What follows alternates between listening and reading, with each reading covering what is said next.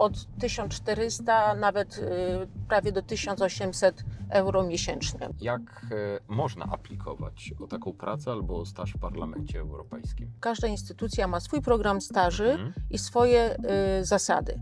Takim podstawowym warunkiem jest ukończenie pierwszego poziomu studiów wyższych, czyli otrzymanie tytułu licencjata Jasne. albo tak zwanego bachelora teraz. Trzeba być oczywiście obywatelem jednego z krajów Unii Europejskiej.